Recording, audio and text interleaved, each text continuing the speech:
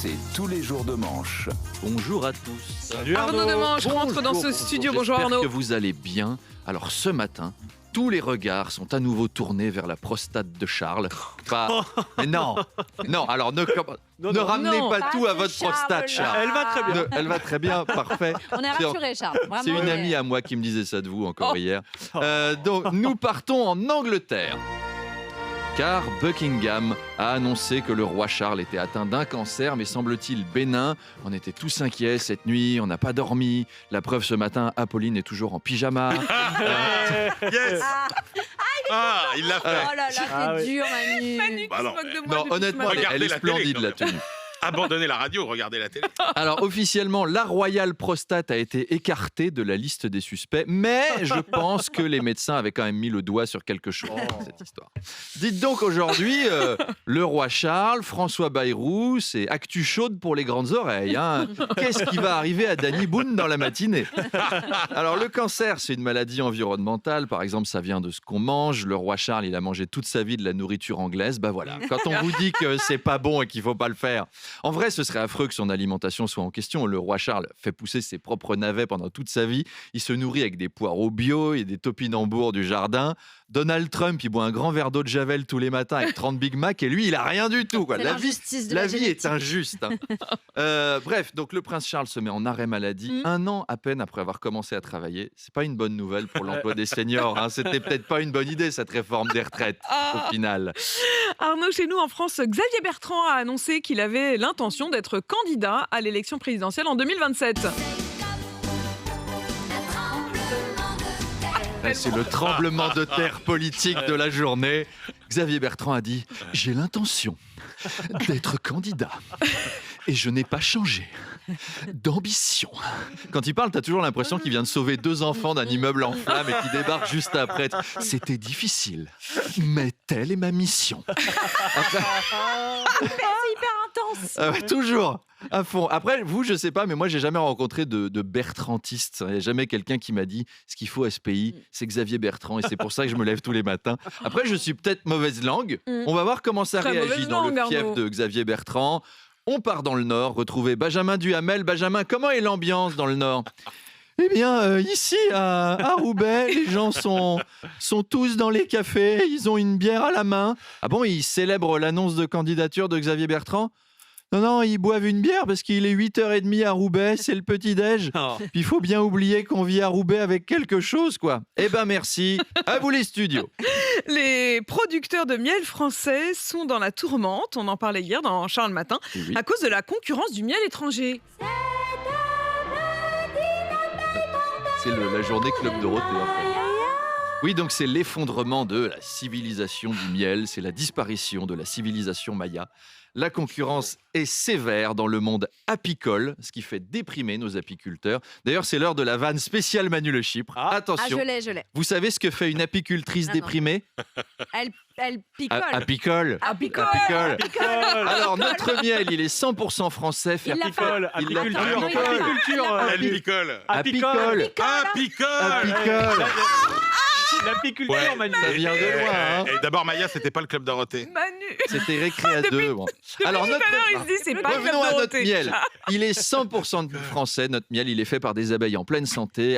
Alors qu'on trouve en supermarché des miels étrangers mélangés. Tout à C'est-à-dire, fait. dans le même pot, tu as 30% de miel roumain, 20% de miel chinois, 10% Et tu mets de un miel petit grec, drapeau etc. français, ça Voilà. fait Et tu plaisir à mets tout un le monde. C'est comme au kebab, c'est jamais 100% agneau dans la tour de viande. T'as 20% de chiens errants, 15% de pigeons, 30% de rats. C'est du macronisme, quoi. T'as un peu de tout dedans et au résultat, c'est pas bon.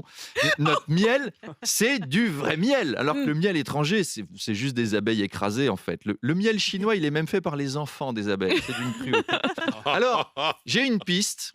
Comment valoriser le miel français? Oui. Si les apiculteurs qui vendent sur le marché nous écoutent, il suffit de prendre un pot en verre et dedans vous raclez les cotons-tiges de toute la famille jusqu'à avoir un pot Non, c'est entier pas- de non, cérumen. Mais non, c'est pas Non. ça. Et Arnaud. vous mettez une étiquette miel de Roumanie ou miel du Kazakhstan et vous faites goûter aux gens sur une tartine. Ils vont dire « Ah, c'est dégueu » parce que c'est très amer, on a tous goûté quand on avait 6 ans.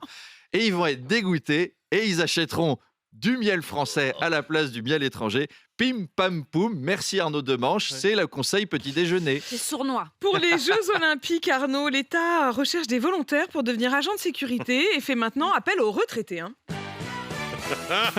Tremble Daesh. Morissette, 82 ans, va être sur le qui-vive. Alors, la police, il y a eu un coup de feu dans un stade et une dizaine de noirs s'enfuient en courant très vite. Non, c'est la finale du 100 mètres, madame. Mais bref, ça permettra à Amélie Oudéa-Castéra d'avoir un poste pour ses jeux. Comme elle va se faire mettre à la retraite dans pas longtemps, a priori ce soir, on ne sait pas, elle pourra faire la vigile. Elle va inspecter les chaussures des gens. Oh, mais vous avez des baskets? Vous êtes un athlète? Eh bien, les vestiaires sont là. Oh, mais vous aussi, vous avez des baskets? Vous êtes un athlète aussi? Eh bien, les vestiaires sont là. Oh, mais vous aussi, vous avez des baskets? Bonne compétition. Oh, encore un qui a des baskets. Ça va nous mettre 60 000 athlètes sur une piste pour 8 personnes. Oh, mais vous avez une cagoule et une kalachnikov. Vous êtes un touriste corse? Oui, tout à fait, alhamdoulilah. Non, entrez, je vous en prie. Non, elle est quand même déconnectée. Essayons d'avoir des agents de sécurité dignes de ce nom pendant ces Jeux. Allez, à demain. Et à tout de suite pour le scoop avec François Bayrou, alors. Exactement, Arnaud, on vous retrouve demain matin. Arnaud Demanche. Oui, bonjour. Mon invité ce matin à 8h30, c'est François Bayrou. Relax, parce que François Bayrou, ce matin, il a obtenu la relax dans l'affaire des assistants parlementaires du Modem. Effectivement, il est relaxé. Vous avez la vedette du jour, quand même. Ouais. Du coup, il va arriver en plateau. Elle est pas peu fière. Et Ah ouais. c'est l'événement politique ce matin sur RMC. Voilà, ne pas louper ça à 8h30. À tout à l'heure. Voilà. Non, j'ai quand même une chronique.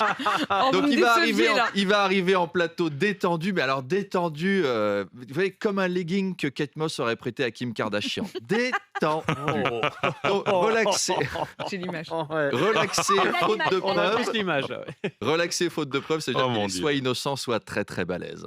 Le maire de Pau arrive en détente, il va se rouler un petit joint sur du NTM et tout, à base de Pau. Alors en Afrique du Sud, Nelson Mandela, il a été en prison avant de devenir président. Aux États-Unis, Trump a été président avant de peut-être finir en prison. François Bayrou, voilà, ce sera ni l'un ni l'autre, mais on est quand même content de l'avoir en plateau. Quel sera son avenir, justement? Alors on murmure qu'il pourrait remplacer Amélie Oudéa-Castéra à l'Éducation nationale, ce qui serait une suite logique. Amélie, elle ressemble un peu à Bayrou maintenant, à force de se faire tirer les oreilles. Et François Bayrou avait été viré du gouvernement il y a 7 ans à cause de cette affaire. Maintenant qu'il est relaxé, il va revenir récupérer son dû. Emmanuel, rends-moi mon poste de garde des Sceaux. Ben non, c'est trop tard, c'est dû pour Moretti maintenant. Bon alors, l'éducation. Non, non plus, elle n'est pas encore virée, la Serena Williams de Stanislas.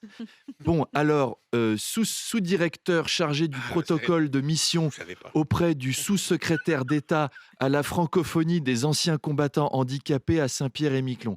Mais je sais pas, je vais réfléchir. Bon, c'est pas encore gagné pour notre invité. On verra lui-même ce qu'il en dit à 8h30.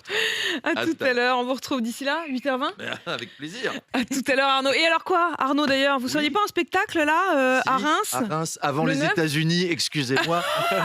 Ah, pardon, avant San Avant de Francisco partir et à Los San Angeles. Francisco, il passe par Mais à Reims. Reims. Et la Californie Reims, française. samedi 9. Si vous êtes dans le coin, on vous fait gagner des places ce matin pour le spectacle Pour Las d'Arnaud Demanche. Ah oui, non, très pas bien. pour Las Vegas.